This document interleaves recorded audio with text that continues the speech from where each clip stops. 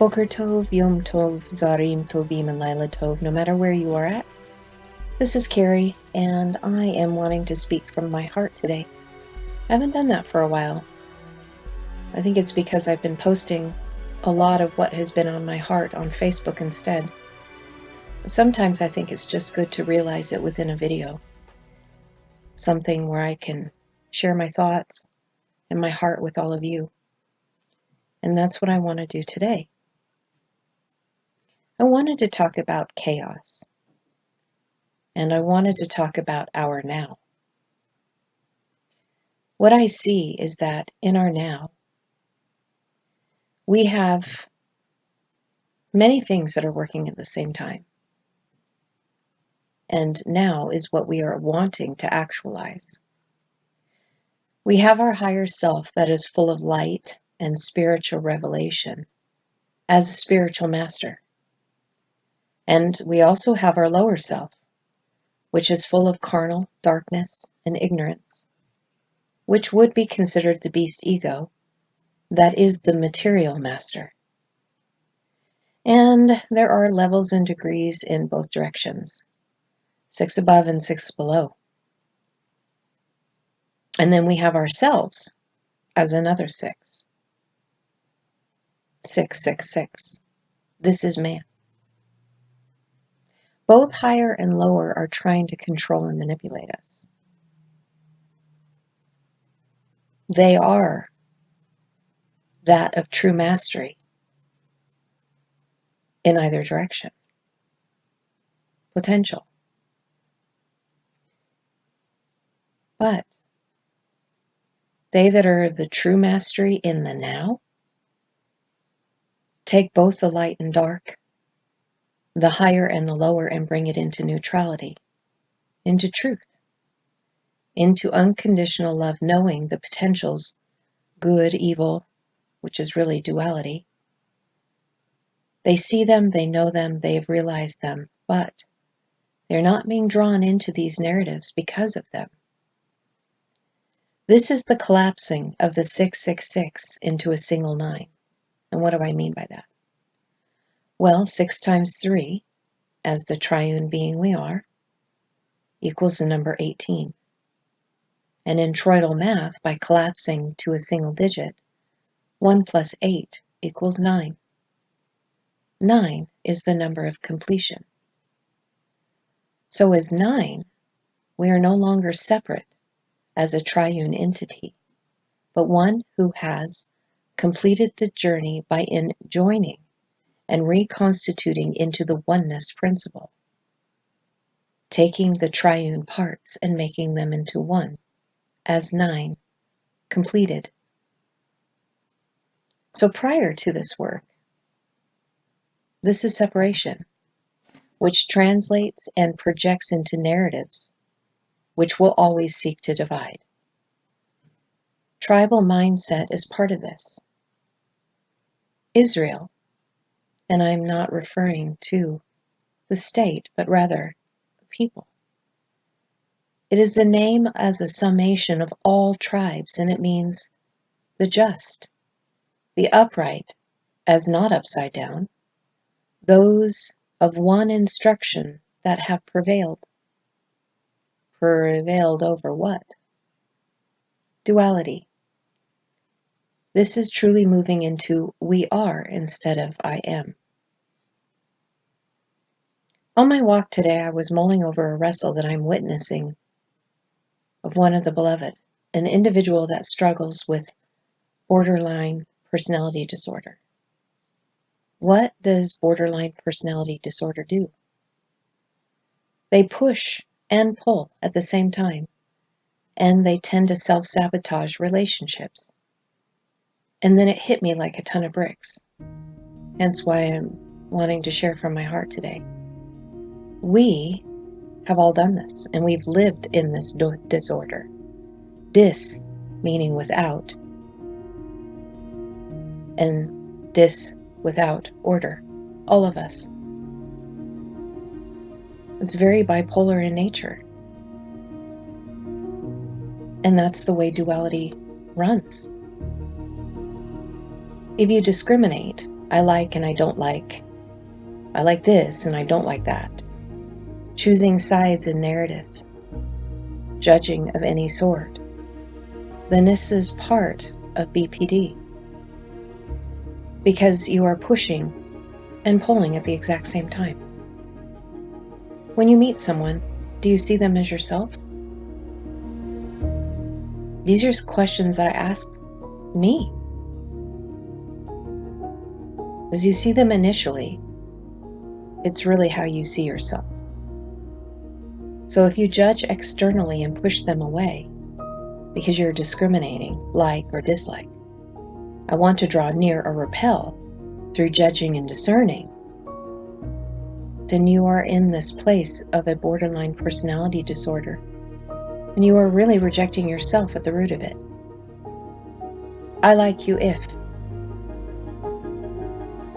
Well, that is love, or a part of love that has conditions. The call is love. Love without conditions. You know, even external love has discriminations based upon like or dislike. So really the call of what we are entering into is a higher love. That is the love without conditions. This is light. Light is information, which is love without conditions. It is. There is no need to choose narratives or take sides, separate and divide, or even being emotionally attached to it in any shape or form, as it just is. Raining on the just and the unjust is light. Light does not discriminate. Look at the sun. When it shines light, it shines on everything. Only the material creates shadow. So why darkness? So you can see the absence of light that shines and does not discriminate. Darkness conceals and makes things very hard to see. And living in darkness is discrimination of the light. Judging, dividing, and separating through a tribal mindset. You are like me, or you are not. I like those who are like me, and I push those who are not away from me. That is darkness, ignorance, and of the night. Some say we must have discernment and that it is necessary. Well, that would be the case if we are operating within duality and choose to partake of narratives as Elohim, which is the plural form of God. So, as the gods, which we are, gods and goddesses as Elohim, within this room of dueling, which I said intentionally, dueling and duality, we are creating narratives for all of us to experience within this inverted matrix system of duality, so we can choose between either.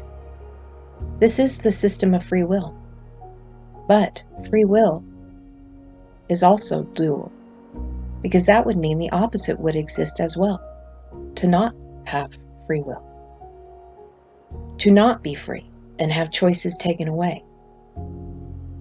To choose or not to choose is duality. Sovereignty, on the other hand, is. Only those who exist within the system of duality have free will, which equates to the system of duality. Let's take a look at the word discernment. I actually had somebody say that they were saddened that I was speaking about not using discernment. But like I said, I see that as being very necessary in the system of duality. Because in the system of duality, boundaries must be set. Until we rise above duality, the boundaries will be necessary. When we all find that place of unconditional love, boundaries will need to no longer exist. Because boundaries are really those who are on the inside or the outside of the boundary set, which is duality. We all haven't arrived at unconditional love yet. Some of us are still in darkness and ignorance. So discernment in the 1580s meant keenness of intellectual perception, insight, and acuteness of judgment. And it's from in the 1680s meant as an act of perceiving by the intellect. Penetration or insight goes to the heart of a subject and reads the inmost character. Discrimination marks the difference in what it finds. Discernment combines both of these ideas. When I want to take it back to the Hebrew word for discernment, it is the word bayin. And as its primitive root, it means to separate mentally or distinguish, generally to understand. When I look closer, this word for discernment has a fallen noon at the end of it, which means the fallen world, the world of the material that is dual by design. So I could actually say it differently. Through the letters and what I see, means building by the power within through distinguishing and discriminating in the system of duality, so that we can understand the world we live in.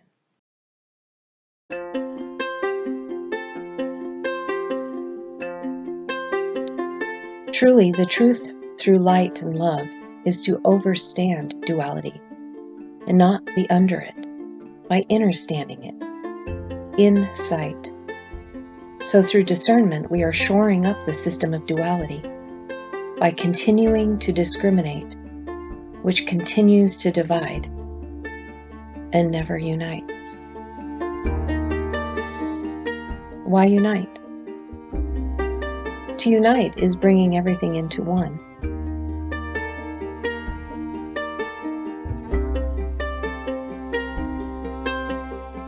And as I ponder this,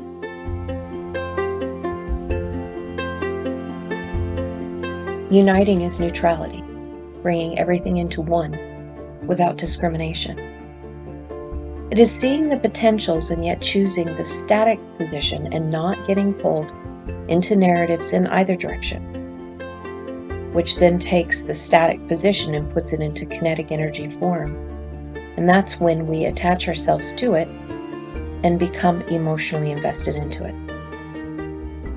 Kinetic energy is what the Elohim do and use to create narratives. This is what we've all done. When we can truly see all that we have done, we then can take responsibility for it and be accountable for our actions in what we created.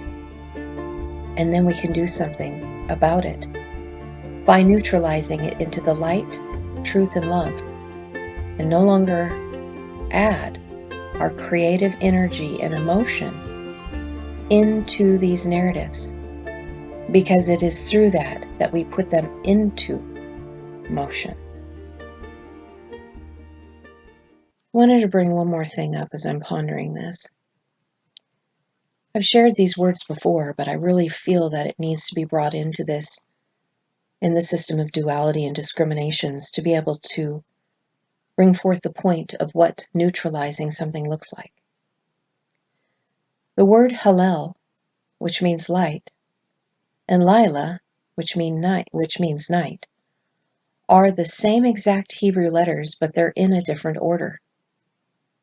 Hillel was translated as Lucifer through the Latin Vulgate, and it stuck in all of the translations. A Latin word for something that originated in Hebrew.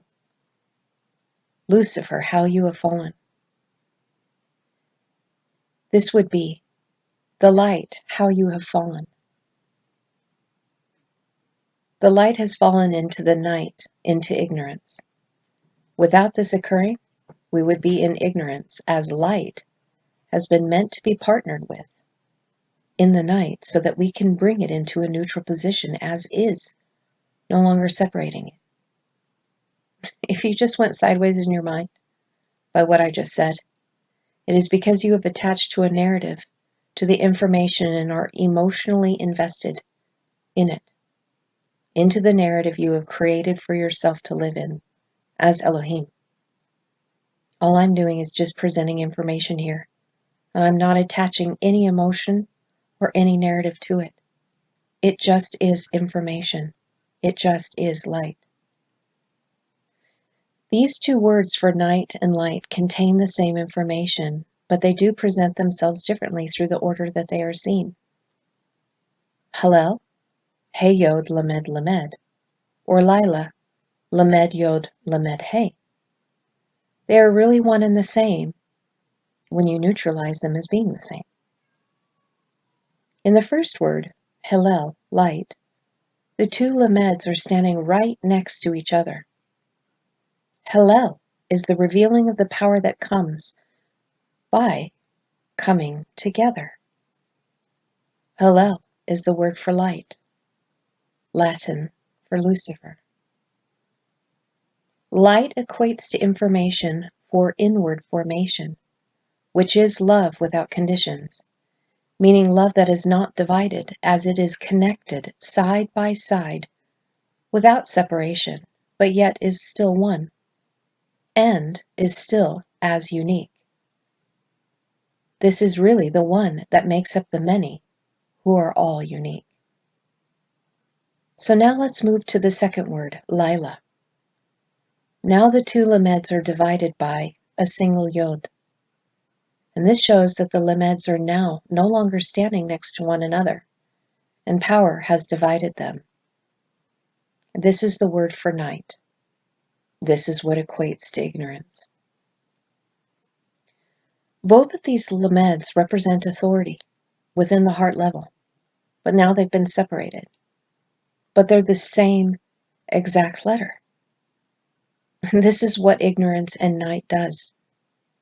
It takes that which is the same and divides through the power and authority in the system of duality. I am right and you are wrong, and vice versa. This is insanity, truly. Mental illness, borderline personality disorders, because they are the same letter. Your actions reveal if you are of the night, if you participate in this insanity duality, which is dueling in nature within the narratives that we have all created. So what does insane mental illness narratives do? Well, they paint Hallel, light, as opposing, which is light, truth, and love, and bring it over into the night, which is ignorance and separation, converting it into a nature built upon fear, discrimination, deception, and ignorance, and even worse than that. And this ignorance gives our Creator power from the inside over to it. This is insanity. It is the same letters. It is the exact same thing.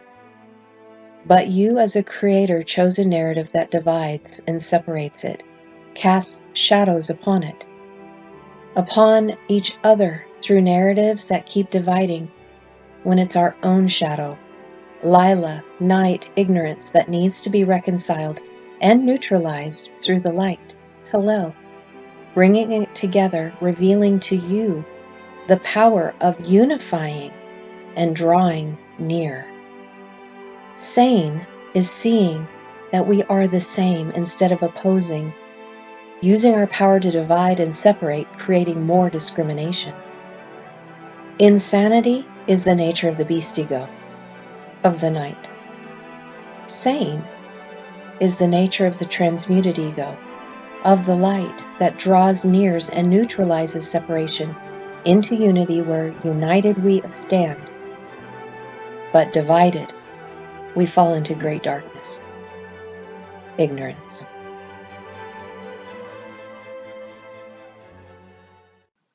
Let's take it one step further.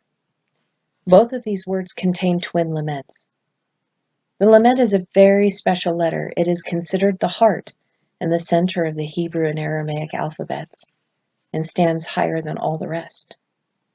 It is a letter that represents authority, teaching, and learning, and is a picture closely related to a shepherd's crook, which in the meaning of this letter is meant to urge, goad, prick, and incite. It is also the first letter of the Hebrew word for heart, leb, lamed bet, which means, through the letters, authority that is on the inside of us, our heart. These twin teachings, these twin staffs of authority, are meant to build our heart, our inward authority within, not head knowledge, but true experiential knowledge that affects our emotional state of being, the inward man.